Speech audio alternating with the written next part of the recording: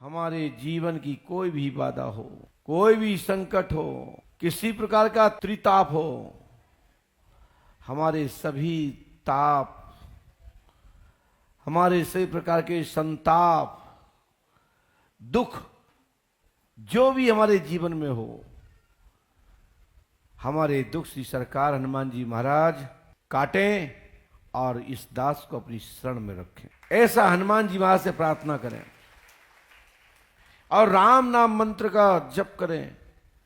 मैं आपको गारंटी देता हूं कि हनुमान जी की कृपा से आपकी आत्मा पवित्र तो हो ही जाएगी, जीते जागते मुक्त हो जाएगा। राम नाम के मंत्र की वो शक्ति है, भूत प्रेत भी मुक्त हो जाते हैं। कैसी ही अपवित्रता हो, कैसे ही आप अपवित्र हो, आप राम नाम का मन स्मरण करिए, आप पूर्ण पवित्र हो जाएंगे। गंगा, यमुना, सरस्वती पवित्र जलधाराओं में कब आपको जाने का टाइम मिल रहा है, नहीं मिल रहा है। आपके ही शरीर में सभी तीर्थ निवास करते हैं और सभी तीर्थ के पीछे का सार है भगवत नाम चिंतन।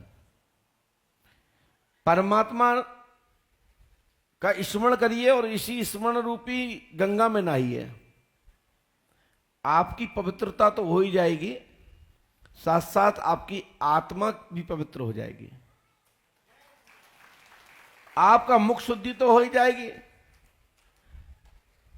आपके मुख का जो भी गंदगी है, जो भी जिब्या से कुछ भी जीवन पर्यंत किया हो, अंतिम क्षण में यदि राम नाम का भी स्मरण हो जाता है तो वो आत्मा अपने आप को भी धन्य हो जाती है और परमात्मा का धाम प्राप्त हो जाता है। दिन भर आप झूठ बोलते हैं, वैसे झूठ बोलना अच्छी बात नहीं है। विद्वानों ने कहा कि झूठ बोलना भी चाहिए, तो कब बोलना चाहिए, किस स्थिति में बोलना चाहिए? जब किसी की जान जा रही हो, आपके झूठ बोलने मात्र से उसकी जान बच सकती है, तो वहां उसका थोड़ा सारा ले सकते हैं। लेकिन आप दिन भर झूठ बोलते रहते हो, दिन के उल्टे सुलटे कर्म करते रहते हो। लेकिन मैं आपको बताऊं, पहली बात तो गलत काम करना ही नहीं चाहिए, और गलत काम हो भी गया तो प्राचित रूपी भगवान का स्मरण कर लीजिए और फिर अपनी नई जिंदगी सुबह से न्यू जीव प्रारंभ करो। आपके भगवान का नाम स्मरण लेकर के तो आपका मुख अपवित्र भी नहीं होगा, पवित्र रहेगा और आपके द्वारा हर कार्य किए गए प्रशंसनीय होंगे। लोग आपकी तारीफ करेंगे, आपको सम्मान की दृष्टि से देखेंगे और आपकी दिशा भी सुधर जाएगी और मनोदशा की भी परिवर्तन, भारी परिवर्तन होता है। बस सुबह उठ करके अपना काम, अपना कार्य भगवान के नाम से प्रारंभ करिए। हम यह नहीं कहते कि पंडोखर धाम आए तो डॉक्टरों को नहीं मानो, हम यही नहीं कहते कि पंडोखर धाम आए तो अब किसी मेडिकल में मत जाओ। हम ये कहते हैं जरूरत पड़े तो उसका उपयोग कर लो। ये हमारे विद्वान महापुरुषों ने कहा है। अरे हमारे बड़े बड़े महापुरुष हुए, जब लक्ष्मण जी को शक्ति लगी तो जामंत जी ने सुकैन वैद्य के विषय में चर्चा रखी कि इसका औपचार मां सुकैन वैद्य हैं जो लंका में स्थापित है, वो लंका के राज्य के राज वैद्य हैं। हनुमान जी महाराज सुन रहे थे, सभी देवंत उस दौरान के जो भी रामादल के सहयोगी थे, सबने समर्थन, और राम जी महाराज ने भी समर्थन किया कि वैद्यराज को बुलाया जाए। वैद्यराज आते हैं, वैद्यराज औषधि बताते हैं। बाद टाइम में कोई एलोपैथिक दवा नहीं थी, यानी कि अंग्रेजी कोई दवा नहीं थी, उस दौरान आयुर्वेदिक दवा थी और भी योग चिकित्साएं थी। लेकिन हमारे श्री राम जी महाराज ने औषधि का मान बढ़ाया, हनुमान जी महाराज ने वैद्य का मान बढ़ाया, औषधि लेकर के आए और लक्ष्मण जी को मूर्छा से जागृत कराए। वो पीड़ा से, संकट से निवारा।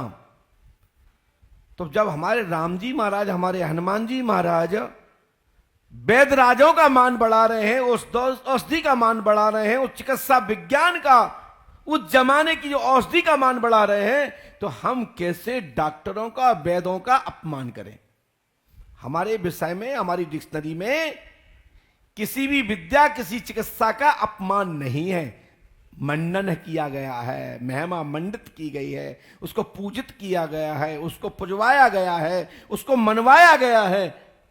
हम कैसे किसका विरोध कर दें? हम विरोध करते हैं उस बात का जिसका तथ्य नहीं है।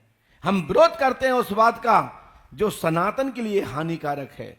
हम विरोध करते हैं उसका जो हमारे साधु संतों के लिए ऊपर कलंकित रूप से कोई कार्य कर रहा हो, तो ऐसे लोगों पर उंगली उठाने का काम मैं करता हूं, उस पर मैं अनुशासन करने का प्रयास करता हूं, उसको टोकने का काम करता हूं।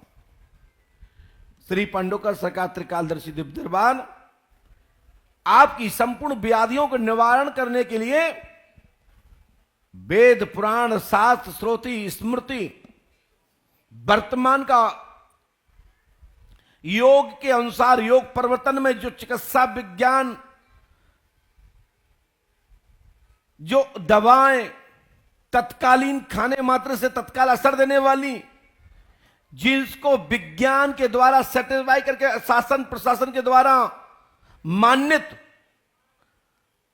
केंद्र सरकार, प्रदेश सरकार ने जिन दवाओं की अनुमति दी है, टेस्ट कराया, परीक्षण कराया है, मैं उनके लिए कभी रोक नहीं लगाता हूं, उन पर कभी विरोध नहीं करता हूं।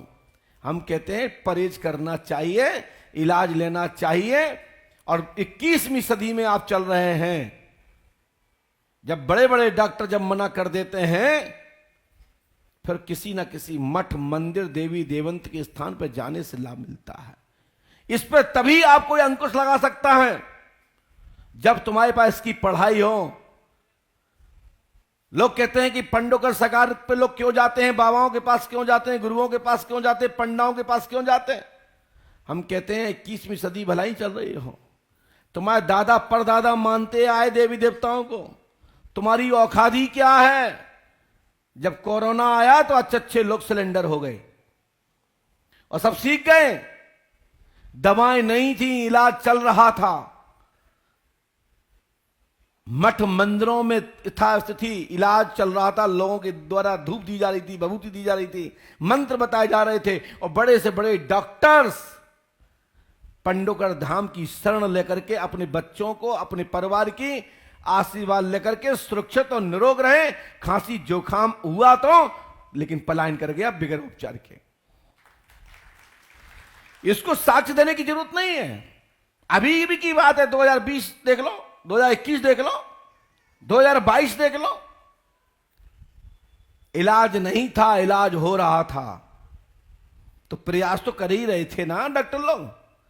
ऐसे ही मंत्रों में भी यदि अच्छा कोई साधक है तो मंत्रों के द्वारा बीमारियों में भी राहत पहुंचाई गई है। कई अनुष्ठान पूजन के माध्यम से मरे हुए, मृत समझे जाने वाले, कुछ समय के मेहमान मानने वालों को भी महामृत्युंजय मंत्र के जप के द्वारा हवा खिलाते देखा गया है।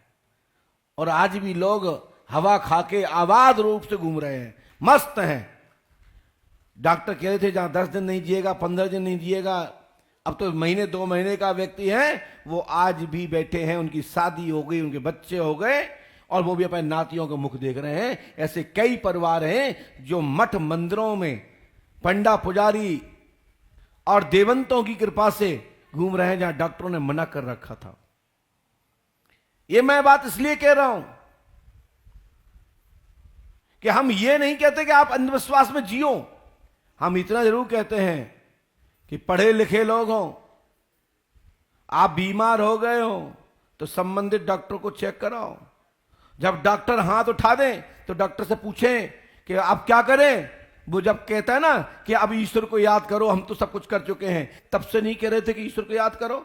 यदि पहले ही दिन से कहना चालू कर दो तो दवा भी लग जाए और आशीर्वाद हो जाए। जब डेथ हो जाती है क्या करें, ईश्वर को यही इच्छा थी, ईश्वर को तो यही चाहना था, हम तो मानव है क्या कर सकते थे। उसके पहले तो गंडा उतारो, ताबीज उतारो, मठ मंदिर जाना बंद करो, पूजा पाठ मत करो।